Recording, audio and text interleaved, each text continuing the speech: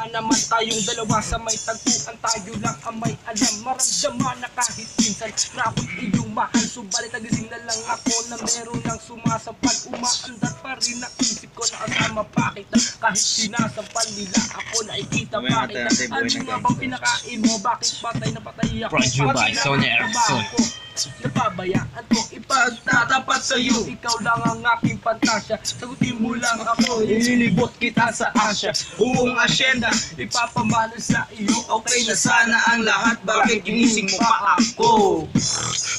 Gusto ko sa akin.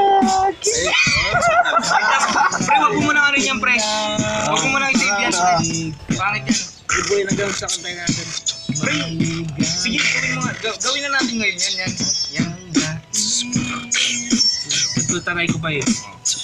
Akin yung susunod. Pagbigyan mo naman ako, isa lang ang aking hinihiling. Pagbigyan mo naman ako, isa lang ang hinihiling. Pagkatapos naman ito, patuloy kitang mamahali. Huwag mo naman palampasin ang gaping ito na di malinaw.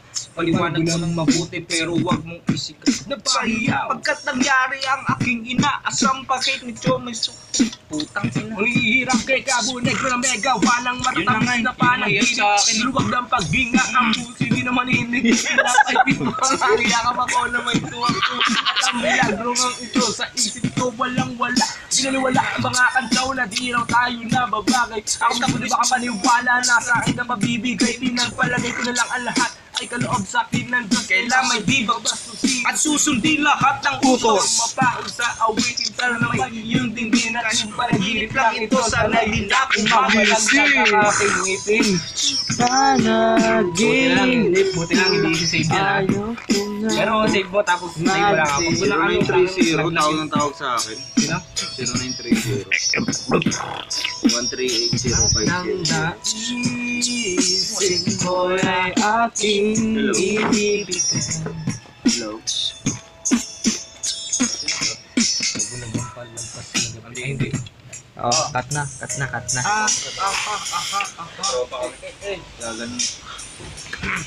Wala na.